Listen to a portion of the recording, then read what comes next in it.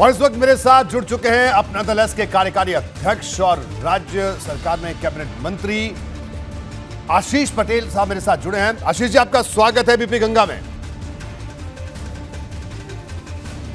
धन्यवाद भाई साहब। जी आशीष पटेल साहब, सबसे पहले मैं आपका और आपके दल का स्टैंड जानना चाहता हूं। तो जातीय जनगणना का मुद्दा खास तौर से समाजवादी पार्टी की तरफ से, अखिलेश यादव की तरफ से पिछले कुछ दिनों से लगातार उठाया जा रहा है।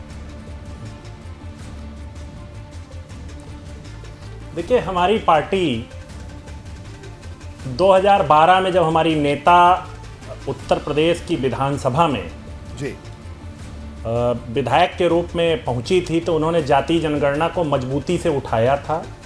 और उस समय हमारे नेता प्रतिपक्ष आदरणीय अखिलेश यादव जी मुख्यमंत्री थे।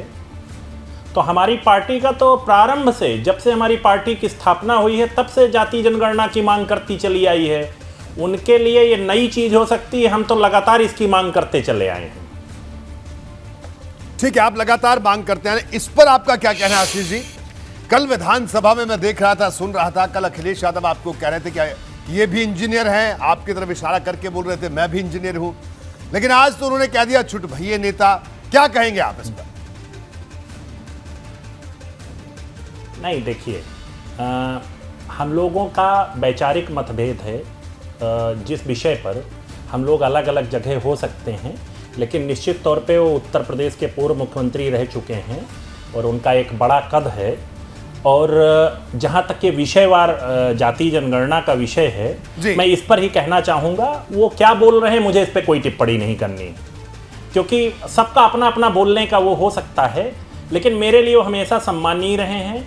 आदरणीय नेताजी का भी हम लोग हमेशा सम्मान करते आए हैं, अभिभावक की तरह उनको हम सम्मान करते रहे। हम और हमारी नेता ने हमेशा उनका आशीर्वाद प्राप्त किया है और हमेशा हम उनका सम्मान करते रहे हैं।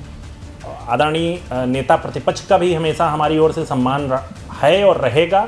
लेकिन जहां तक जातीय जनगणना का विषय है, इस विषय पर हमारी पार्टी का स्टैंड बिल्कुल क्लियर है कि हमने प्रारंभ से जातीय जनगणना की मांग की है। और सामाजिक न्याय की बात करने वाले हर व्यक्ति के लिए, हर दल के लिए जातीय जनगणना के बिना कुछ संभव ही नहीं है। जातीय जनगणना उसका सबसे महत्वपूर्ण बिंदु है सामाजिक न्याय की लड़ाई लड़ने वाले हर व्यक्ति के लिए।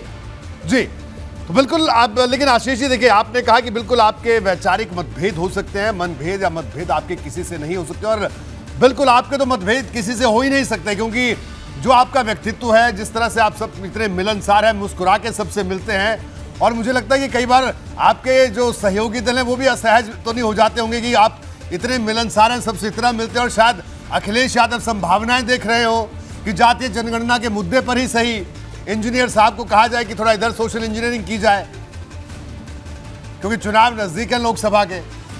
नहीं, देखिए, इस मामले में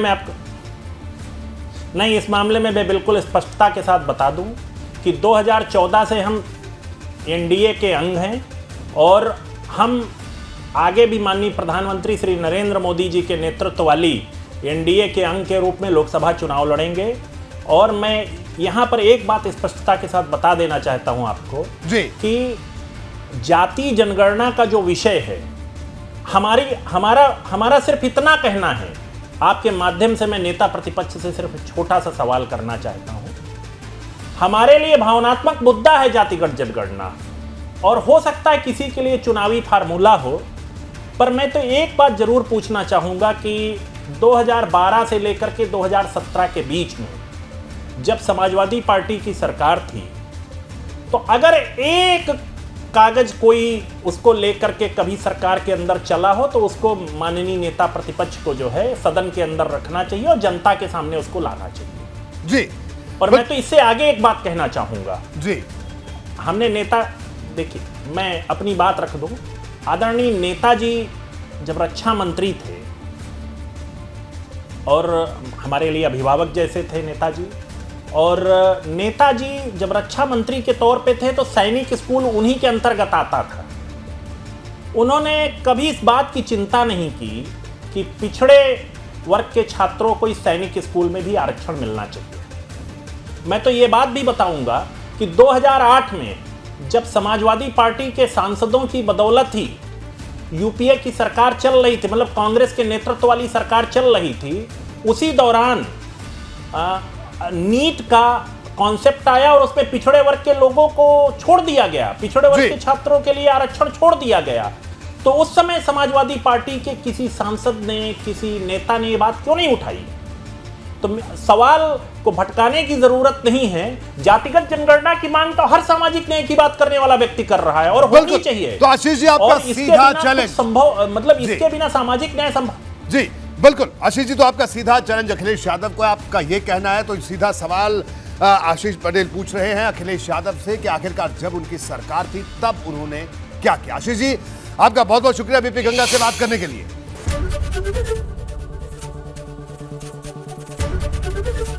एबीपी गंगा, खबर आपकी, जुबान आपकी।